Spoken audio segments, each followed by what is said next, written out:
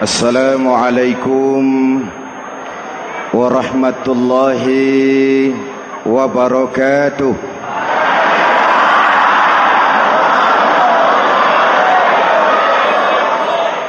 Alhamdulillahi rabbil alamin. Wassalatu wassalamu ala ashrafil mursalin Sayyidina wa maulana Muhammadin wa ala alihi wa sahbihi ajmain, amma ba'du. Para ulama yang saya muliakan, hadirin hadirat ma'asyiral muslimin yang saya cintai, banyak kita alami perubahan-perubahan yang terjadi, baik perubahan yang menyangkut sosial budaya, lebih-lebih yang menyangkut sosial politik. Yang tidak banyak mengalami perubahan adalah sosial ekonomi. Bahkan angka kemiskinan kita naik menjadi 3/5 dari total penduduk kita hidup di bawah garis kemiskinan, dan 20% diantaranya miskin mutlak.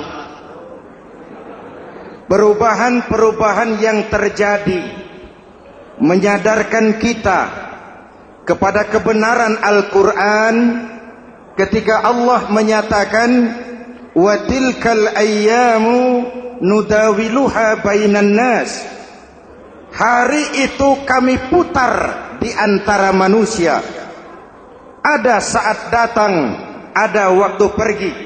Ada hari lahir, ada saat kembali, ada waktu dilantik, ada saat menyerahkan jabatan.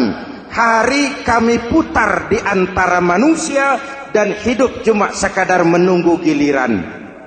Soalnya kemudian di tengah perubahan-perubahan yang terjadi begitu cepat, what must we do now?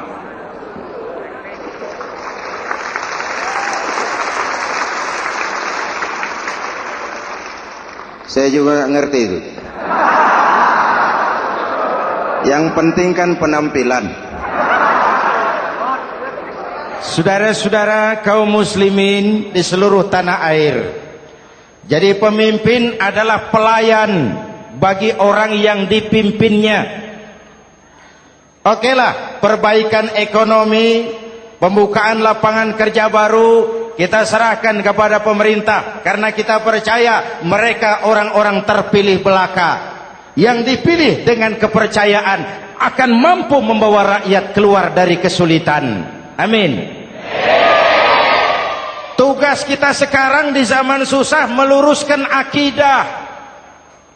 Jangan sampai mbah dukun yang naik ke permukaan. Betul? Islam misinya yang pertama membebaskan manusia dari kemusyrikan.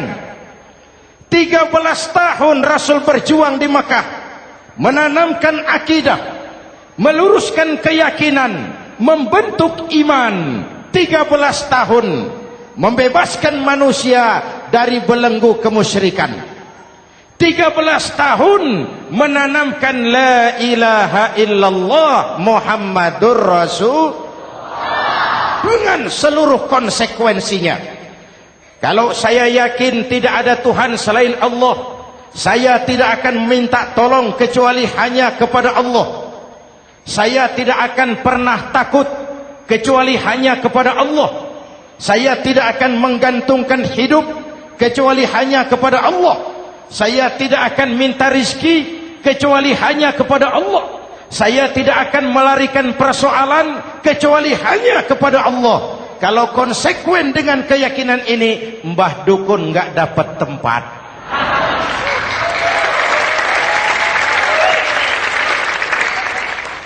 Akur? Ayo lihat secara sederhana. Saya sandaran di tiang, tiangnya ambruk, sayanya jatuh. Saya sandaran di tembok, temboknya runtuh, saya juga runtuh. Saya sandaran kepada orang kaya, dia jatuh miskin, saya bangkrut. Saya sandaran kepada jenderal, dia pensiun, saya selesai. Tapi kalau saya sandaran hanya kepada Allah, Allah tidak akan pernah miskin, Allah tidak akan pernah lumpuh, Allah tidak akan pernah terpuruk, dan Allah tidak akan pernah berkurang kekuasaannya.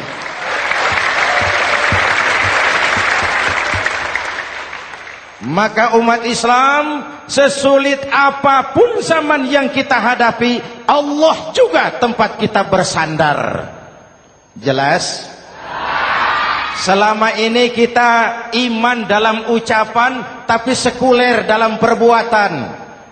Di masjid ada Allah, di kantor Allah tidak ada, maka korupsi merajalela.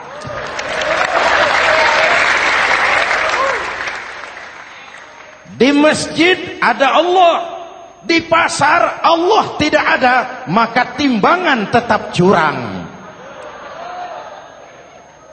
Kita iman dalam ucapan, tapi sekuler dalam perbuatan. Oleh karena selama ini manusia Indonesia kita lebih banyak diisi otaknya, hati sering kosong, agama dangkal, akidah rapuh, moral rendah. Memang kemudian muncul banyak orang-orang pintar, cuma sayang tidak benar. Indonesia kita bangkrut, Indonesia kita terpuruk, Indonesia kita sakit parah kalau diurus orang yang cuma pintar tapi tidak benar. Kita perlu orang-orang pintar, tapi kita lebih perlu orang benar. Jelas?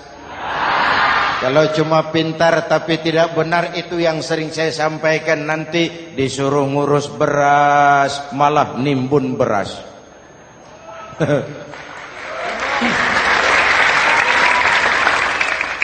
Disuruh ngurus laut malah jadi bajak laut. Disuruh ngurus hutan rame-rame jadi orang hutan. Jutaan hektar hutan Indonesia kita ini merupakan kekayaan sumber daya alam kita yang harus digunakan bagi sebesar-besar kemaslahatan rakyat. Yang disuruh ngurus hukum malah bikin hukum seperti pisau, tajam ke bawah, tumpul ke atas. Jangan heran lalu di masyarakat muncul street justice, pengadilan jalanan, sebagai refleksi dari ketidakpuasan melihat sikap hukum yang sangat berpihak. Kalau yang kecil salah, hukum cepat-cepat ditegakkan.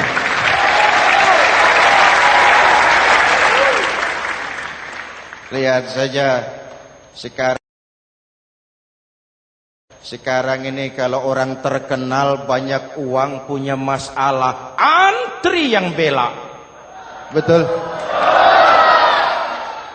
Tapi saudara lihat si Marsinah di Jawa Timur, si Sengkon dan Karta di Jawa Barat, si Udin Bernas wartawan Jogja terseok-seok mencari keadilan, sampai hari ini urusannya masih remeng-remeng.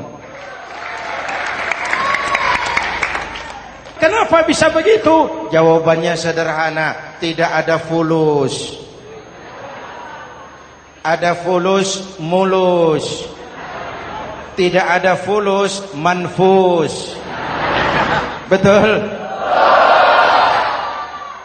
Jangan sampai para penegak hukum kita terjebak pada lagu baru, maju tak gentar membela yang bayar. Biar bertentangan dengan nurani, biar bertentangan dengan public opini, biar bertentangan dengan rasa keadilan. Siapa yang bayar, itulah majikan. Mau benar atau salah, belain terus. Kalau seperti inilah hukum kita, mafioso keadilan akan tetap gentayangan.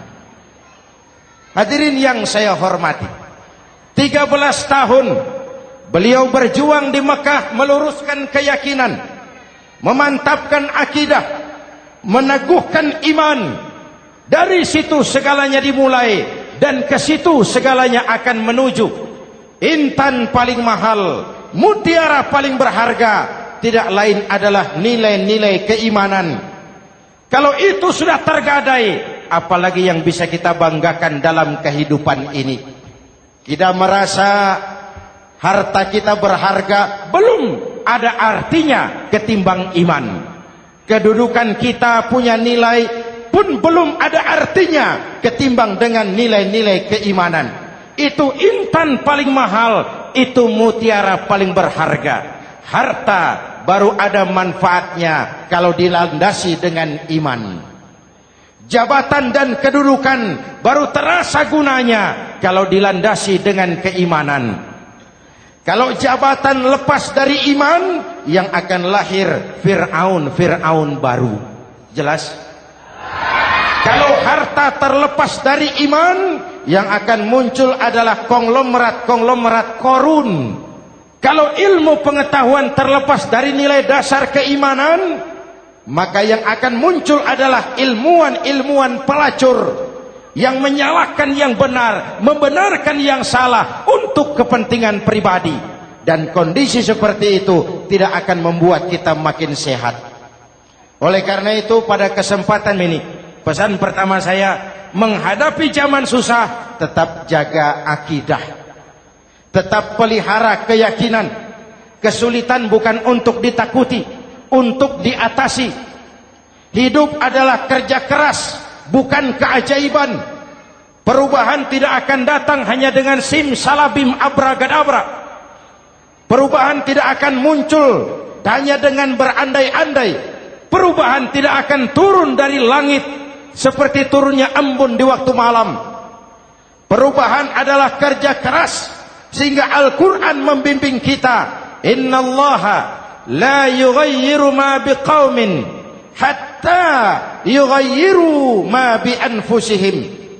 Allah tidak akan mengubah keadaan suatu bangsa kalau mereka tidak mau mengubah apa yang ada di dalam diri mereka. Yang ada di dalam diri itu rule of thinking, state of mind, cara kita berpikir, cara kita memandang kehidupan, cara kita mengatasi persoalan. Hadirin yang saya hormati, inilah iman. Berangkat dari ini kita menyadari ini ujian buat kita rakyat. Dan kita rakyat Indonesia ini kalau sama susah sih sudah kenyang. Ya Pak? Ya Pak? Kita ini sebagai bangsa mengalami apa yang disebut oleh Bung Karno up and down. Naik, turun, timbul, tenggelam, pasang, surut.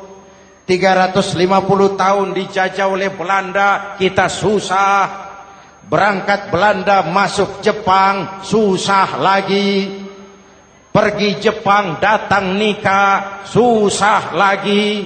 Lalu kita merdeka, dirongrong oleh berbagai pemberontakan, susah lagi. Makan bulgur, antri minyak. Lalu PKI berontak, susah lagi. Muncul orde baru, lama-lama susah lagi. Orde baru selesai, naik reformasi, mulai repot nasi, susah lagi.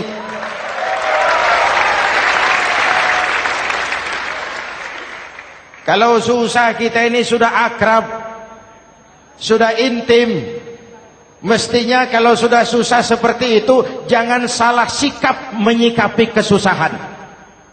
Jangan sampai kita potong kompas, ambil jalan pintas, terjebak menghalalkan segala cara. Itu tidak akan menguntungkan. Itu tidak akan menyelesaikan. Kalaupun selesai nampaknya penyelesaian sesaat. Dan penyelesaian sesaat bukan penyelesaian yang sebenarnya. Karena itu tetaplah dalam koridor keimanan. Boleh zaman berubah, akidah jangan sampai goyah. Silahkan sanggup? 3 orang.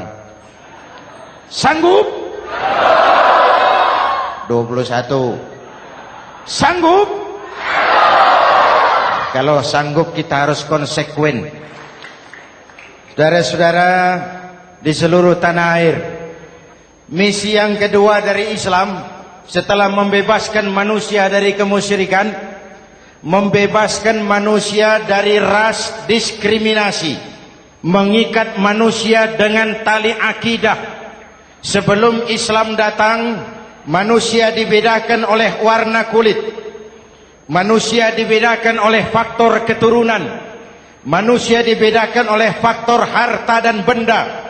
Adalah Rasul yang mengajarkan, innallaha la yanzuru ila suwarikum wala ila amwalikum walakin yanzuru ila qulubikum wa a'malikum. Allah tidak melihat potonganmu,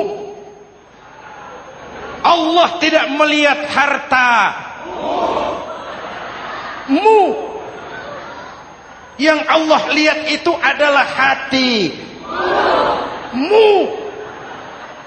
dan amal perbuatanmu. Jauh sebelum Amerika teriak-teriak membanggakan apa yang mereka sebut sebagai Declaration of Independence, Nabi sudah mengajarkan kepada kita semua, annas kulluhum li Adam wa Adam min turab la fadla li arabiyyin ala ujamiyyin illa bittaqwa. Seluruh manusia berasal dari Adam. Adam diciptakan dari tanah. Tidak ada kelebihan Arab dengan yang bukan Arab kecuali takwanya. Jauh sebelum Amerika mencanangkan bahwa semua manusia dilahirkan sama, that all men are created equal. Jauh sebelum itu Islam sudah membebaskan manusia dari ras diskriminasi. Apa dalam konteks kekinian? Menghadapi zaman susah tetap jaga kerukunan. Ya Pak, ya Bu, oi Bu. Menghadapi zaman susah tetap jaga kerukunan, baik antar umat seagama, antar umat beragama, maupun antar umat beragama dengan pemerintah. Menjaga kerukunan. Jangan saling sikat sikut di antara kita. Sebab kalau sudah rukun, saya ajak berhitung. 1 ditambah 1 sama dengan, itu matematika namanya. Hasilnya pasti. Tapi angka sosial hasilnya aneh. Saya ubah jadi angka sosial. Ayo kita berhitung lagi. 1 orang takut ditambah 1 orang takut sama dengan 2 orang setengah berani. Kenapa setengah berani? Karena sudah berdua. Tadi kan takut sendiri. Kalau sama-sama takut berkumpul jadi setengah berani. Kalau ditambah 1 orang takut lagi, 1 orang takut ditambah 1 orang takut ditambah 1 orang takut sama dengan 3 orang berani. Kenapa jadi berani? Karena sudah bertiga. Kita yang lemah, kita yang marginal, kita yang dikucilkan, bahkan kita yang dilecehkan, kalau mau rukun kita akan kuat dan tidak bakal dipermainkan orang.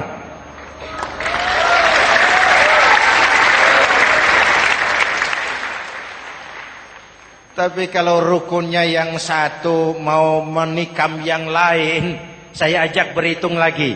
Yuk berhitung yuk. 1 ekor ayam ditambah 1 ekor musang sama dengan 1 ekor musang. Kemana ayamnya? Dimakan musang. Betul nggak nih hitungan? Ayo kita hitung lagi. 1 ekor ayam ditambah 1 ekor musang sama dengan 1 ekor musang. Kemana ayamnya? Dimakan musang. Jadi kalau kita suka kumpul dengan orang yang mau makan kita, selesailah kita.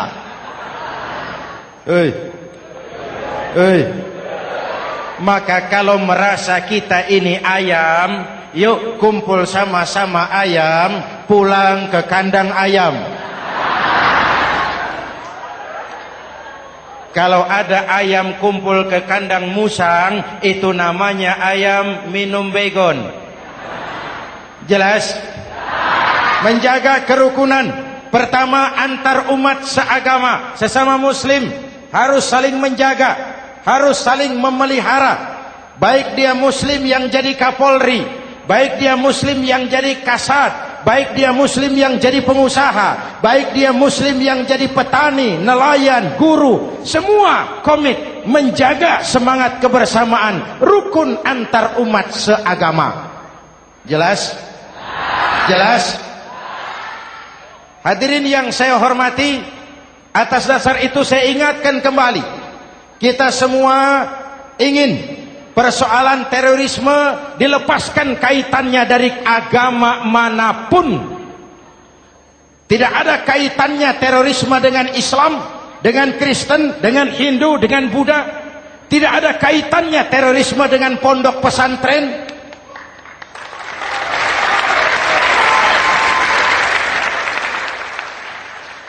Jangan sampai pesantren jadi kambing hitam. Karena sejak zaman penjajahan, pesantren sudah terbukti memberikan kontribusi bagi perjuangan memerdekakan rakyat Indonesia. Rukun antar umat seagama. Yang kedua, rukun antar umat beragama. Islam ini rahmatan lil. Jangankan manusia walaupun berbeda agama, binatang saja dihormati. Ada hadis, fa iza zabahtum fa ahsinuz zibhata. Kalau kamu menyembelih hewan, sembelihlah dengan cara yang terbaik. Jangan menyembelih ayam dengan pisau tumpul. Itu namanya tidak berperi kebinatangan. Yang kecil lagi, saudara buka babul istinja, makruh buang air kecil di tanah yang berlubang. Sebab apa? Pertama, menjaga kesehatan. Siapa tahu di lubang yang saudara buang air kecil itu ada gas beracun. Kalau tidak, melindungi binatang yang ada di dalam lubang. Siapa tahu di lubang yang saudara buang air kecil itu ada semut sedang rapat membahas terorisme. Apa dosanya lalu mati dikencingi? Ini namanya rahmatan lis semut. Binatang saja dilindungi. Maka perbedaan agama tidak harus menyebabkan kita bertolak belakang. Perbedaan agama bukan alasan untuk saling bermusuhan. Apalagi kita sudah menyadari tentang kemajemukan kita, tentang kebinekaan kita, tentang keragaman kita. Rukun antar umat beragama. Saling menghormati, saling menghargai, tapi tetap dalam batas lakum dinukum. Lalu rukun antar umat beragama dengan pemerintah. Hadirin yang saya hormati, yang benar kita dukung, yang salah kita perbaiki dan kita tegur menurut cara-cara yang diajarkan oleh agama kita. Dan sholat berjamaah, pendidikan bernegara yang paling bagus. Tadi kita sholat ada imam, ada makmum, betul? Makmum wajib ikut imam kalau imam benar sholatnya. Rakyat wajib ikut pemimpin kalau pemimpin benar mimpinnya. Masyarakat Islam ini loyal. Masyarakat Islam ini bukan pemberontak. Masyarakat Islam ini taat dan setia. Kapan? Kalau imamnya benar. Imam takbir, makmum. Imam ruku, makmum. Imam i'tidal, makmum. I'tidal. Imam sujud, makmum. Tapi kalau imam keliru, mestinya imam ruku malah sujud. Salah imam ini. Tegur. Siapa yang wajib negur? Makmum yang saf terdepan.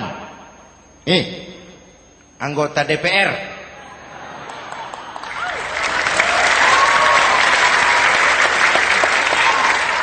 Ini wakil-wakil makmum ini. Saf di depan ini. Kalau imam keliru mereka paling tahu. Ngomong. Tegur. Bagaimana negurnya? Ada aturan main. Mestinya ruku, imam sujud. Salah ini imam. Subhanallah. Kan begitu negurnya. Betul? Tidak boleh juga imam keliru, makmum emosi. Main pegang. Weh, makmum salah. Hoi, hoi. Kacau sholat. Betul? Anggota dewan ini, saf di depan. Itu kalau imam keliru. Satu saat imam buang angin. Namanya manusia bisa buang angin toh. Apa makmum lalu berkata, demi kesetiaan saya kepada imam, imam buang angin, saya lebih keras lagi. Itu namanya fanatisme buta, loyalitas yang goblok. Imam buang angin, minggir. Iyyaka na'budu wa iyyaka nasta'in. Sampai situ imam buang angin, minggir imam. Lalu saf yang di depan maju. Tidak usah bikin sholat baru, teruskan pekerjaan imam. Ihdinas siratal mustaqim. Teruskan. Kenapa? Kalau bikin sholat baru lagi, nanti buang angin lagi. Bikin lagi sholat. Kapan selesainya sholat? Kapan selesainya membangun negara ini? Yang penting imam tahu diri, buang angin, minggir.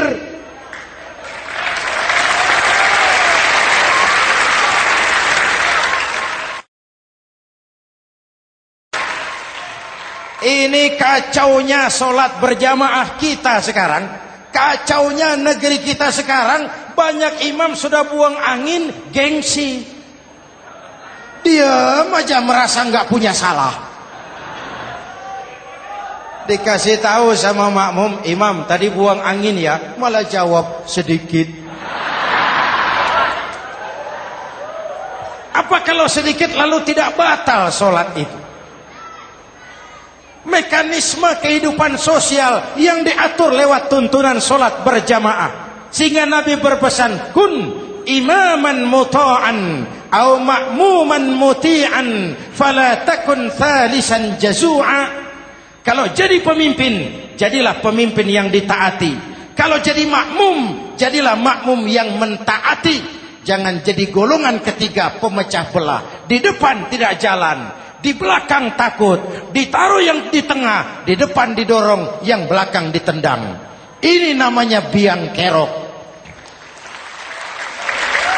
Saudara-saudara, dari uraian singkat ini saya ambil beberapa catatan pokok.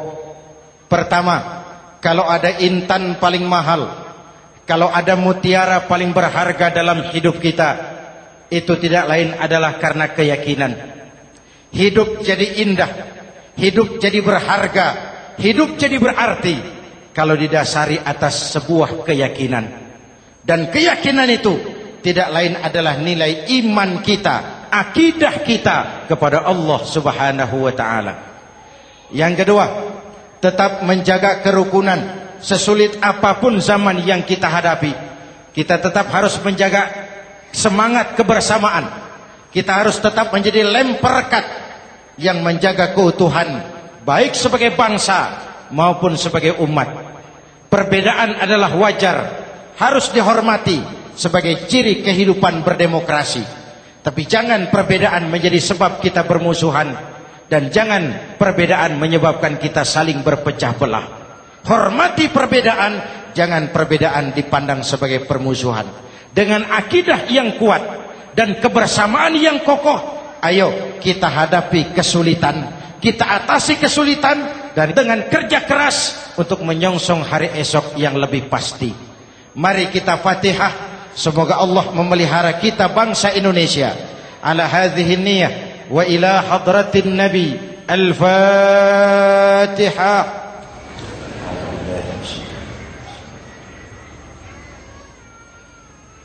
Iyyaka na'budu wa iyyaka nasta'in. Ihdinas siratal mustaqim. Siratal ladzina an'amta 'alaihim. Bismillahirrahmanirrahim. Amin. Alhamdulillahi rabbil alamin. Allahumma salli wa sallim wa barik ala sayyidina Muhammadin wa ala alihi wa sahbihi ajma'in. Allahumma rabbana taqabbal minna salatana wa siyamana wa qiyamana wa takhashu'ana wa ta'abbudana wa tammim taksirana ya arhamar rahimin. Allahumma aslih man fi salahihi salahul muslimin. Allahumma ahlik man fi halakihi salahul muslimin. Allahumma rabbana la tu'akhizna in nasina aw akhtana. Rabbana wa la tahmil alaina isran kama hamaltahu ala alladhina min qablina.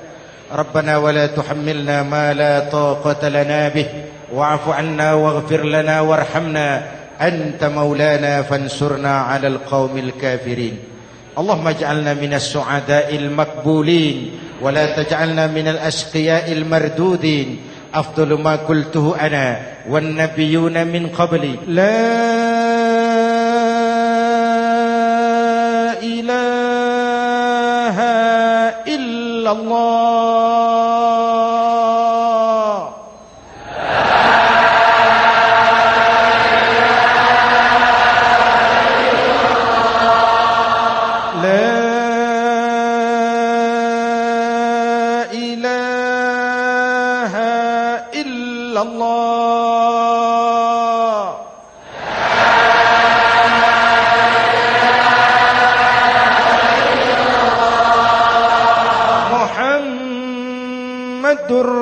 Rasulullah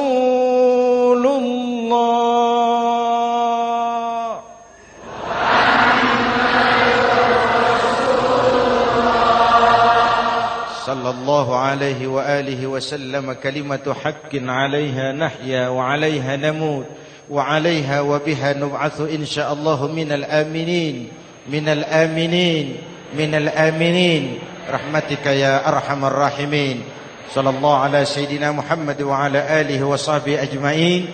Ana rabbika rabbil izzati amma yasifun. Salamun alal mursalin. Walhamdulillahi rabbil alamin. Jumpa lagi di lain kesempatan insyaallah. Wassalamualaikum warahmatullahi wabarakatuh.